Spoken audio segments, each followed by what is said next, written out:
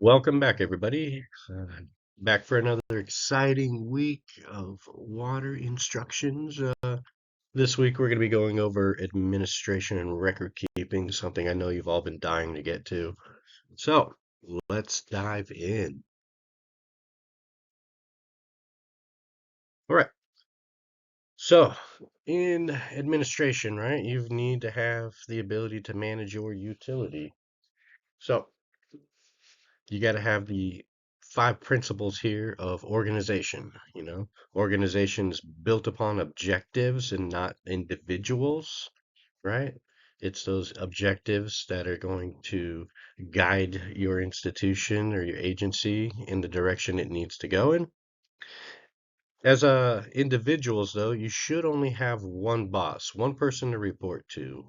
If you're having to report to multiple different people, then the message could get mixed up, confused, whatever, and then you're being told to do one thing by one person and then the opposite by another person, and it doesn't make for a good work environment.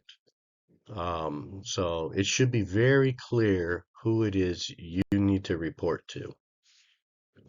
If you are on the supervision level, you really want to have a limit on the number of people that you have to supervise, and that is known as the span of control.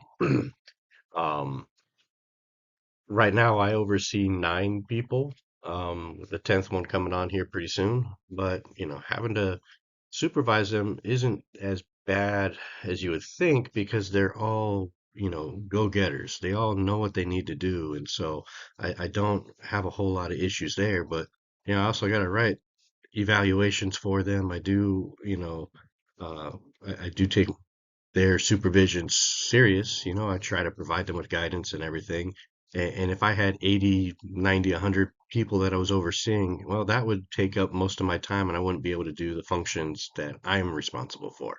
So having a limit on the number of people you're supervising is actually a good thing.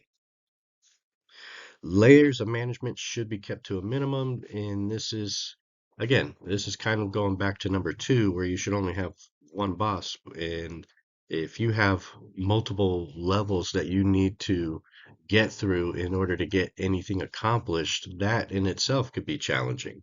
So just because you may only have one boss, but if that boss has to go talk to another boss, and then he has to talk to another boss, and so forth, yeah, it really slows down and just adds more red tape to your going back to your objectives. So decision making for action should be close to level of action, including disciplinary actions. So what am I trying to say here, right? So you you want to make sure that you provide decision making actions available closer to the persons who are having to make those actions come to fruition. So just like I don't expect my boss to discipline anyone I'm overseeing, um, and the people who I oversee should only have to come to me to know what they need to do. So it should, yeah, like I says, everything should be performed by the supervisor when you're dealing with your staff. And then if I um, need to make a decision or I need somebody to tell me what to do, it should only be the level above me. You want to have thorough documentation. You want to, anytime you have a situation arise, you want to make sure that you at least write down the date, the time, and a brief, message or note about what took place. It may never come, to fruition or have to go to HR, but if you have those notes, it's gonna really make your case defensible. Um, so documentation is extremely important. Um, in that you want to make sure that it can be done with the concurrent policy. Um, you can't discipline if there's no policy or some form of direction when it comes to discipline, right? It all has to fall in line, and then it has to be coming from some kind of rules and regs or personnel policy manual or a memorandum of agreement or understanding. That's where that needs to be coming from. So if you are going to discipline somebody, it needs to have the teeth of one of those, documents. Responsibility with authority, right?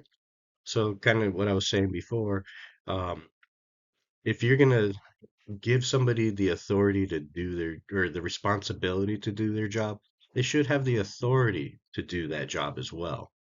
Um, like for my guys, I have a lead position that I oversee, and I've made it very clear to him that these are, like I outlined his responsibilities, and I give him the full authority to, carry out those responsibilities.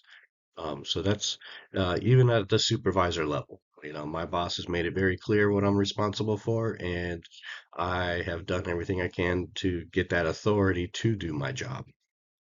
Objectives should be documented, and line and staff functions should work towards those objectives, right? So what I'm saying is you want to have a very clear message or mission plan that you are trying to achieve. And it really, if you have it documented, then you have, it's a way of communicating to other staff to let them know that, hey, this is what my functions are. And this is what I'm trying to work towards. And it just makes the message very clear. Just like the chain of command should be very clear and open to employees. Everyone should know, you know, who is in line or where they stand in that chain of command. So, like, let's say that you're a staff member and you're having an issue with a coworker, you know that you go to your supervisor to address it to him, to have him or her try to resolve the issue. And if they're not capable of doing that, then you can go the next step above them, whether that be a manager or you're going to HR, however your organization is structured. Um, but it should be very clear to everyone, where they fit in that chain of command. And then management organization should be kept simple and realistic. Again, that's kind of going back to the I've got a lead position, right? And so the people, even though everyone is under my supervision, I think that when it comes to certain areas of the job description, they know they can go to him for those minor, details. Um, but then anything that's much more serious, they know that I'm the next step in line. And if I'm not capable of assisting them, um, they could go around me or above me. Um, but I really try to do everything I can to help the people that I oversee. Okay, you want to make sure that you have established plan. You want to make sure that those plans are short and long term. So that way, you understand how the little stuff is going to reach to the much bigger long term goals or your mission statement, right? You want to make sure that they're comprehensive, realistic, and effective plans that help you meet those goals. And you want to make sure that the people who you have staffed with you understand how their roles fit into those plans. So that way they know that they're not just doing a task with no real understanding of how it fits into the bigger picture. So then you want to make sure that your staff is structured properly. You want to make sure that you're recruiting and hiring the right people for these assignments. If you build a team, you want to make sure that the people on those teams, their strengths or weaknesses are balanced. Um, you want to provide for staff continuity, meaning that should one person go out sick or go on vacation, that somebody can fill in their role and prevents like a gap in service. And then you want to make sure that you form and structure the right team. So making sure that you're not putting some people together that just don't get along. Even though they may be hard workers, if they're not getting along, they're not going to get the job done in an efficient manner. You want to make sure that you've developed systems and processes that identify and implement effective processes and procedures for accomplishing work, right? So if you could spell out, hey, this is how you need to do your job, then that's what you need to do. It again, it's all about communication. You want to make sure that they know what they need to do to be successful in their job. And then you want to manage the execution of that job for them, So you want to make sure that you've assigned their responsibilities, that they know what they're responsible for on a day-to-day basis. You want to make sure that you've delegated and empower them to do their responsibilities. So that way they, like going back to what we said before about authority, they know that they have the authority to do their job. As a supervisor, I do everything I can to remove obstacles, whether that's assisting in ordering supplies, just providing direction, um, handling anything behind the scenes that would slow them down on their day-to-day responsibilities. So you want to remove those obstacles, and then you want to allow for and contribute to the needs of their resources, right? So if they need assistance from a different department, I want to make sure that I can communicate that and coordinate those efforts so that way they're not having to fulfill that responsibility. And then, of course, you want to monitor their progress. You want to make sure that throughout the course of their day still have everything they need, or if they need more people, that you're getting them those resources.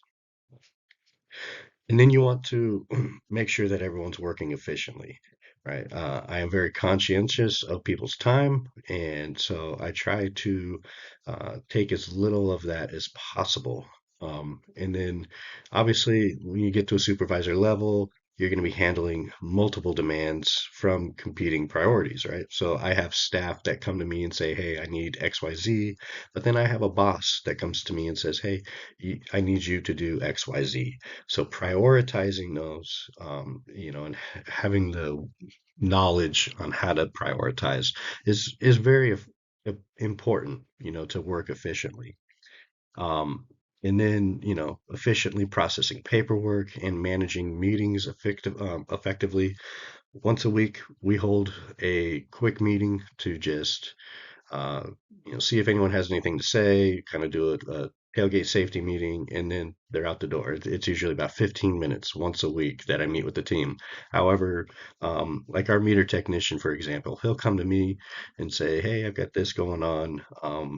And just kind of keep me in the loop on what he's doing in his day-to-day tasks, and whether or not he needs somebody to come with him. But he's really good about just communicating to me the little things, just so I have an understanding of what it is he's doing and if there's a way I can help him. Communication is key. So having effective communication skills is absolutely necessary at every level of the organization.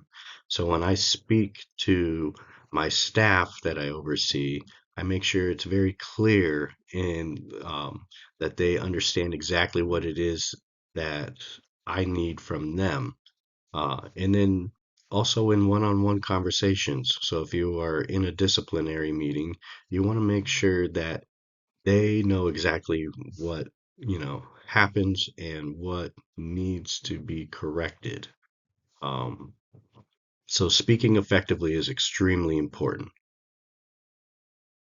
You want to foster open communication. You want to create an environment in which people can, bring to you timely and high quality information that will smoothly transition from yourself to others and vice versa. You want to make sure that you encourage the open expression of ideas and opinions, because if it's always just top down, then it can, lead to inefficiencies, which means you need to be able to listen to others. You need to actively attend to and convey understandings of the comments and questions from others. So basically, you need to listen really well. You need to be able to, read between the lines sometimes. And so by actively listening, you have an understanding of exactly, what you need or what they need, um, from the conversation. You want to deliver on your presentations. You want to make sure that the message is clear, the communication is smooth, and that you carry yourself well in front of a group. Um, People are drawn to people who can carry themselves well, and it could because if you're not communicating in a very clear and well put together manner, then people may not want to follow your message. And lastly, you want to make sure your written communication is just as effective as your speaking communication. You want to make sure that it conveys information clearly and effectively, both formally and informally on documents. You want to review and make edits that are constructive. Like, say, for example, you are requesting, or your staff is requesting time off. You want to make sure that it's written and that the dates are correct, so that way there's not a miscommunication and I write down that you're going to be off on a certain day when you actually intended to put down a different date. So, as an effective leader, you want to make sure you have interpersonal skills. You should have the ability to develop relationships with those around you, whether they be above you or below you in an organizational chain of command. But developing those relationships is important to making things work smoothly. You should be able to display some kind of organizational savvy, meaning that you can um, provide a service or assist others within the organization, whether they be in different departments or at other agencies, which leads to leveraging your networks. There's going to be times where, you know, there's maybe some cross agency tasks that need to be completed. So being able to leverage your networks from other agencies that surround you can make these interpersonal skills grow and be developed. You should value diversity. You should respect where other people come from, and then that would allow them to express openly, like some of their ideas and opinions, and that's how we share information. Managing disagreements, obviously, you want to um, I guess the saying is always, understand before being understood. So if you disagree with someone, try to understand where it is they're coming from before you try to let them know where you're coming from. And that's just one way of, or several ways of having effective interpersonal skills. Leadership skills are vital to any organization. They should provide direction, lead courageously, meaning that if you need to take the lead on things to kind of get the team to take that first step and move in the right direction, do so. You should influence others. That way they're inspired to do the work as well. You definitely want to foster teamwork. You don't want to be in an environment where nobody wants to work. You want to motivate others. And then having coaching and developing skills is also important as a leader.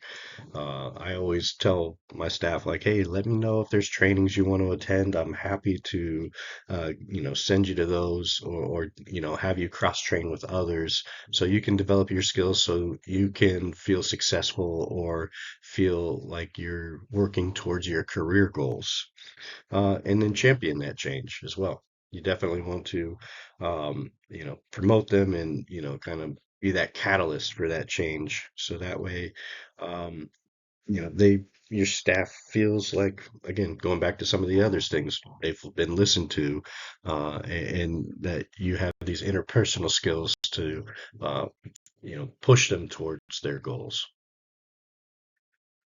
Having motivational skills is also great. It can really drive results. Um, and then showing work commitment. Um, my staff knows that I get to work every day at 5:30, and I'm there and I'm consistent. I do everything I can to help them, be successful in their work and motivate them to want to do more and drive, just gain more skills. Having organizational knowledge is, well, it's important at all levels of the organization. You want people who know how to perform their work, but then when they are requesting, you know, certain things, you should know, like, is it possible to provide them what they want? So, like, I have an approval level of a certain amount of dollars, and so if they want something and I can, it's under that dollar amount, I know that I can easily provide that for them. But once it goes above that, I let them know, hey, this is going to have to go above my head. Um, Obviously, being a technical expert really helps them to be successful. And so just knowing the business itself um, shows another aspect of being an effective leader. Organizational strategy skills, again, just as important as everything else we've talked about. You want to manage the profitability. And what I mean by this is that you want to be mindful of how you're spending ratepayer or taxpayer dollars. You can't just go out and buy everything that you want. You really should be sticking to the things that you need in order to control that spending. You want to commit to quality. You want to make sure that the product that you're delivering is meet standards and is of high quality. People don't have an option when they turn on their tap as to who's giving them that water. So make sure that the product is, of high quality. You should be focused on customer needs. They should, um, or rather, they will let you know what they need, but then finding ways to provide that for them will increase the customer satisfaction for both you as well. When you provide a good service to your customers, I'm sure it will make you feel just as good as they're going to feel. You want to promote corporate citizenship. I know at our organization, we try to use local companies to kind of fill in those gaps in our resources. So having like a corporate citizenship really goes towards your organizational strategy skills. And then lastly, you want to recognize the global implications of what it is you do. If you can provide water service or quality in a certain way that can be implemented throughout the world, then that's a possibility, right? So these are just some of the things to kind of keep in mind. Self-management skills. You want to act with integrity. You definitely shouldn't just be doing the right thing when people are watching you, but doing it when no one's around. And that should just be how you are all the time. You want to demonstrate adaptability. So things are going to pop up in your day to day. So what you had prioritized at the beginning of the day, that's definitely going to change as things go on. Things will pop up. And so being able to manage yourself effectively and not let things, interrupt your emotions or, you know, cause you to get frustrated is another self-management skill you should have. And then developing yourself. You should be out there getting your certs, getting your education, learning through your work experiences. Always be developing yourself. You want to be able to think strategically, consider broad range of internal and external factors, recognize strategic opportunities for success, and then you want to analyze issues. You want to gather relevant information. You want to consider broad range of issues again. Your inputs are going to dictate your outputs. So analyzing these issues is important.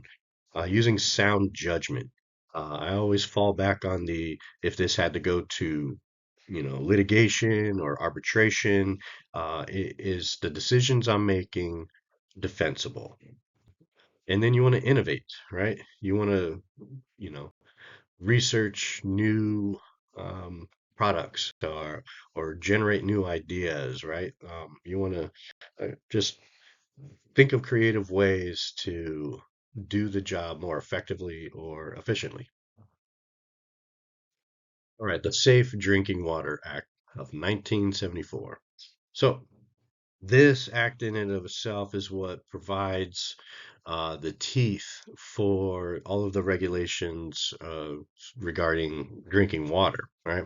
So, as you can see, it was created to provide uniform national standards for drinking water. Now, every state is able to um, have stricter standards than this act, but these provide the minimum standards for our drinking water. So this provides the EPA with the teeth, if you will, to do their job when it comes to drinking water, right? It protects the public is ultimately what they're trying to achieve from harmful contaminants. But then also, uh, it asks each state to accept primary enforcement. So you have the national uh, EPA or the US EPA, but then you have like Cal EPA, right, for us in California. So it provides them with the authority. So again, we're going back to that, here's your responsibility. Now here's the authority to do your job. Safe drinking water establishes regulations. So you have regulations on your primary drinking standards, and this controls for microbiological and chemical contaminants or in their MCLs. And then it has secondary drinking water standards, which is just like your taste, odors, colors.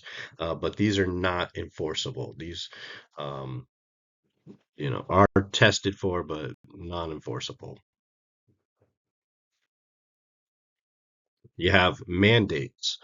um, that to have certification programs. So what a lot of you are going through, right? Getting your certifications to be a drinking water operator or a treatment operator, and then some of the, other certifications that are possible. But then also public notification is a big part of it. We'll get into that in a little bit, but there's certain actions require certain levels of notification. And then it mandates states to conduct an assessment of its sources. So we're talking about like potential threats to the water distribution system. In addition to everything else, the Safe Drinking Water Act defines what a public water system is. 15 service connections or 25 or more persons served for 60 days or more a year. I threw that in there because you'll probably see that again. It also is the teeth for the federal agencies like the EPA to levy fines against you when you don't comply with those requirements. The Safe Drinking Water Act also provides a pathway for grants. So if your state accepts primacy and implements everything, then this program will provide your state with the money to help supplement the funds that are needed to operate your system.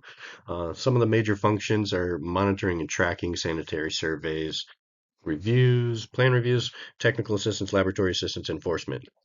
However, your distribution and treatment certifications, cross-sector control specialists, and monitoring for contaminants are not part of these requirements. As an administration, you're definitely planning. You're always looking out and trying to forecast what is coming down the pipeline, so to say. So when we talked earlier about short-term plans are typically 2 to 5 years out. That's going to involve things like employment or mainline replacement programs. Budgets are obviously going to be in that window as well.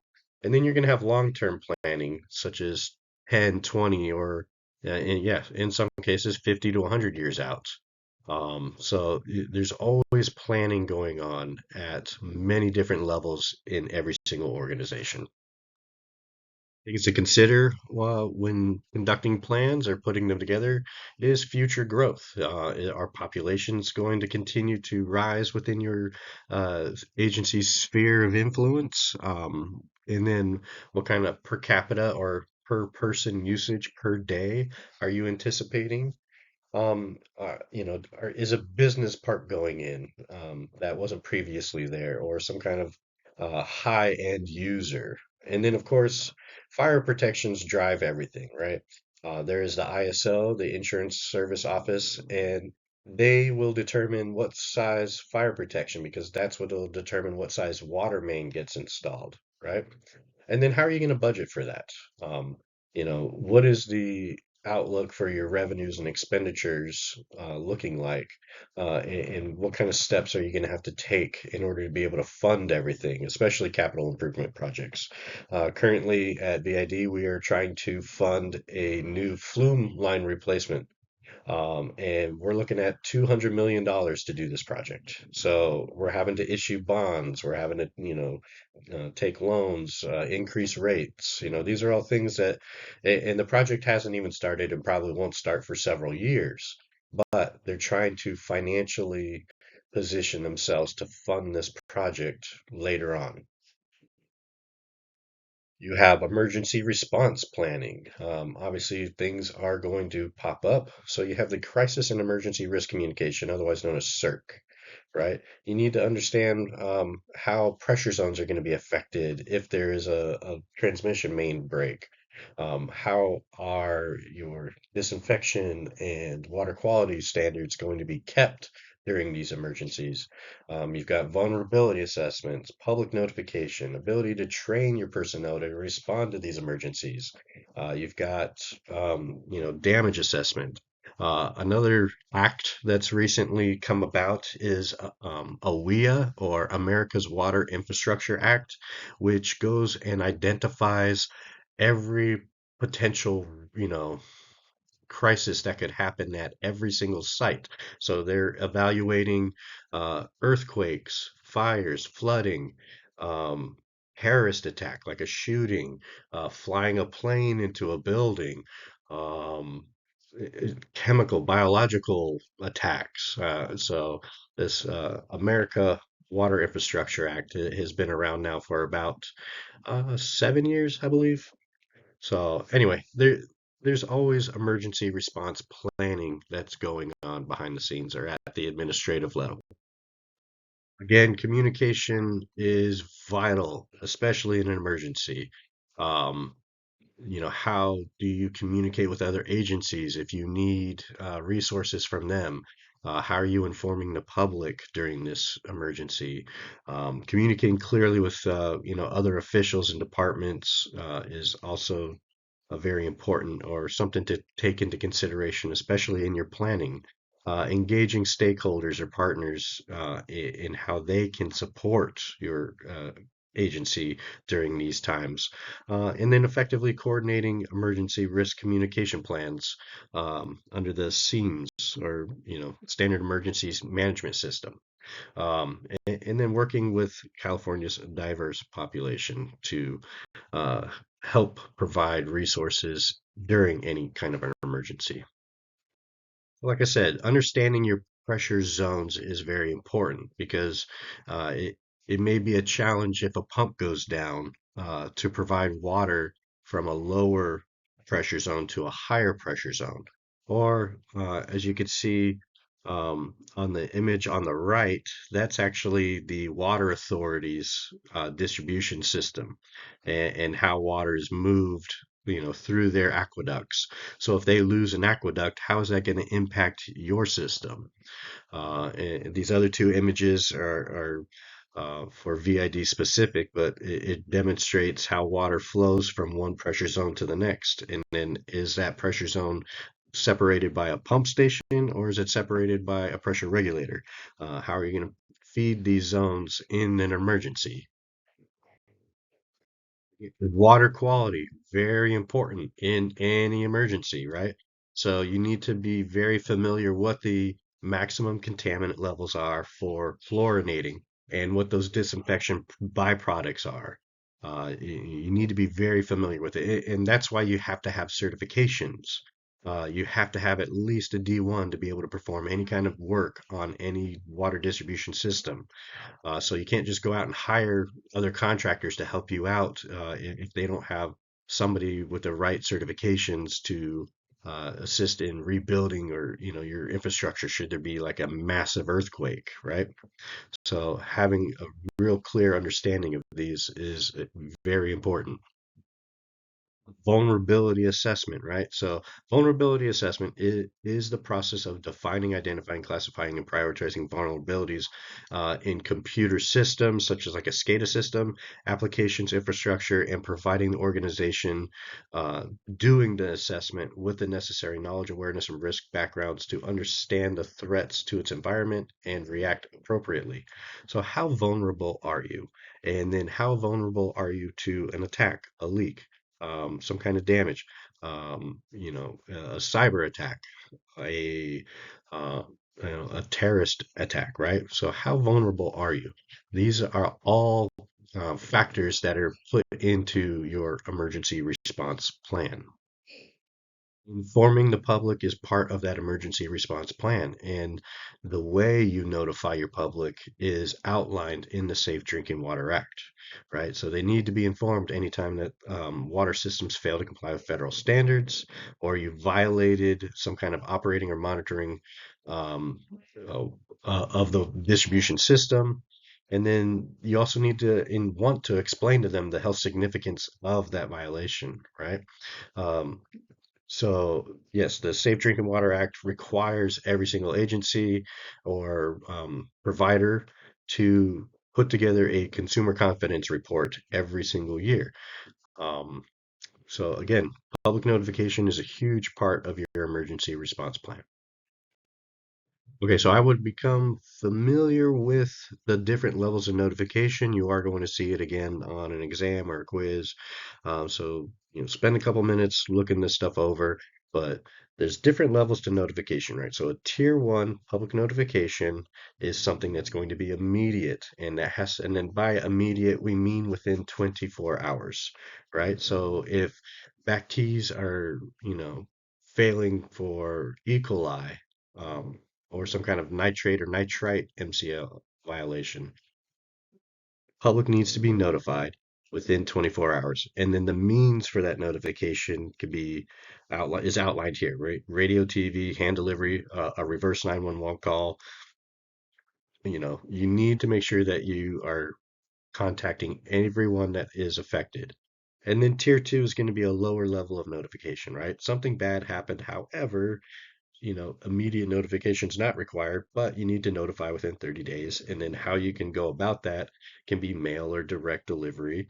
But then, you've got um, a repeat notice uh, until it's resolved, right? So, um, being mindful of the different level of notifications is also very important in your emergency response planning. Lastly, you've got tier three notifications, which are an annual notice. And then again, that means of delivery can be either mail or direct delivery.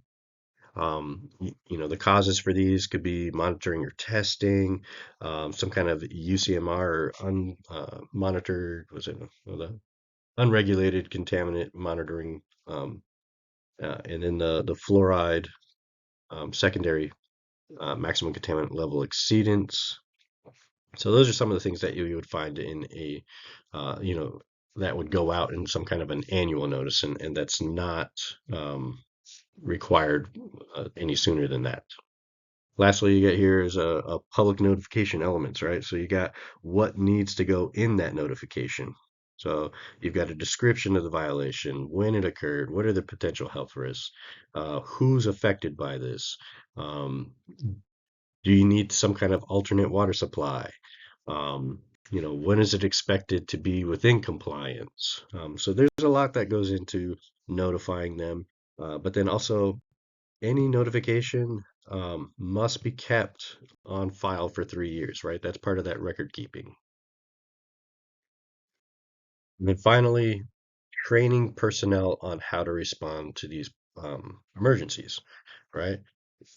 Every employee who's designated to respond to these needs to go through proper training. They need to have the ability to perform damage assessment and recovery. Again, they need to be able to assess it because that's part of the communication. Um, y- so there's a lot that goes into your emergency response planning, and this is a real high level of these, responsibilities. And then who has the authority to do what, right? So I'm gonna stop this video right here. That way, you can take a break, and then I'll this part two will have the remaining part of this lecture.